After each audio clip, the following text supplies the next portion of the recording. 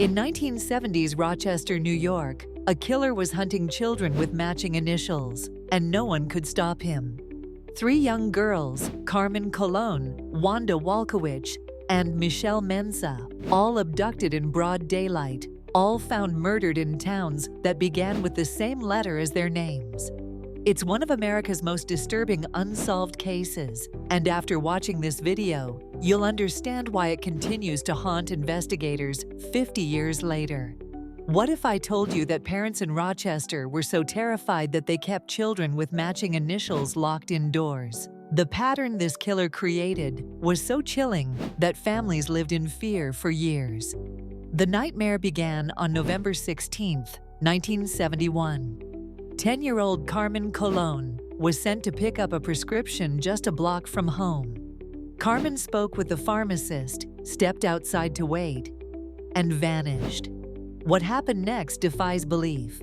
Approximately 100 drivers reported seeing a young girl running half-naked along the highway, waving her arms desperately as a car backed toward her. Not a single person stopped to help. 2 days later, Carmen's body was found near the suburb of Chile, with her clothing discovered in another town called Riga. Both town names begin with the letter C, just like Carmen Colón. At the time, investigators thought this was coincidence. They had no idea what was coming. You might be wondering, was this a deliberate pattern or just bizarre chance? I wondered the same thing. What would you look for if you were investigating?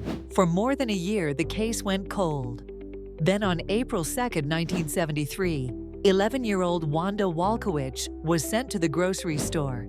Like Carmen, Wanda completed her errand.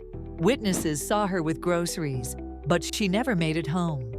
The next morning, a state trooper found her body at a rest area in Webster, New York. Yes, a town beginning with W. By now, investigators noticed the pattern, but couldn't believe someone would select victims based on their initials. When the third victim was discovered, it became impossible to ignore.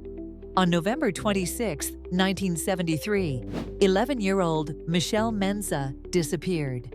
Her body was later found in Macedon, beginning with M. 3 victims, 3 matching sets of initials, 3 towns beginning with the same letters. The pattern was undeniable. I know what some of you are thinking, but couldn't this just be coincidence? That's fair.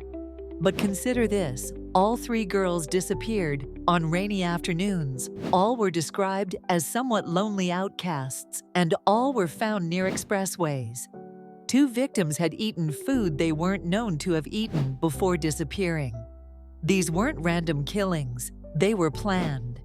Over 5 decades, investigators have pursued multiple leads, and the suspects include some of America's most notorious killers.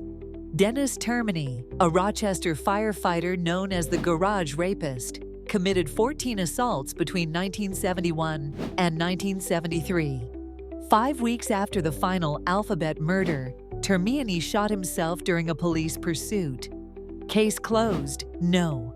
In 2007, DNA testing confirmed he was not responsible for at least 1 murder. Then there's Kenneth Bianchi, later infamous as one of the Hillside Stranglers. Bianchi worked as an ice cream vendor near the first 2 murder scenes. He later moved to Los Angeles, where he and his cousin murdered 10 women. Bianchi has denied involvement in the Alphabet murders, but investigators remain suspicious. The most twisted connection came in 2011, when authorities arrested Joseph Naso in Nevada. Naso was charged with murdering 4 women in California, all with double initials. Naso had lived in Rochester during the early 1970s. The parallels were striking, but DNA testing ruled him out. This brings us to a critical question. Were all 3 murders even committed by the same person? Some experts believe Carmen Colón's murder may have been unrelated. She was strangled from the front, while the other victims were strangled from behind, a significant difference for killers.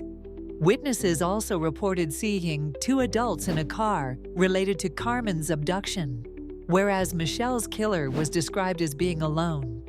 Despite 5 decades, hundreds of suspects, and modern DNA technology, we're no closer to knowing who committed these crimes. The killer or killers might still be out there, but there is hope. DNA evidence from Wanda Walkowicz's body still exists and is being re-examined with modern technology.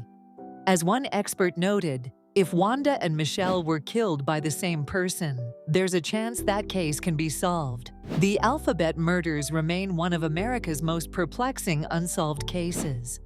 The distinctive pattern of double initials, the similar victim profiles, and the geographical placement of bodies created a nightmare scenario that continues to fascinate and disturb us 50 years later.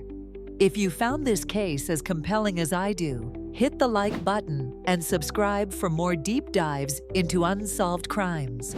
In my next video, we'll explore the mysterious case of the Somerton Man, an unidentified body found with a coded message that remains uncracked to this day. Drop a comment letting me know which aspect of the Alphabet murders you found most disturbing, and I'll see you in the next one.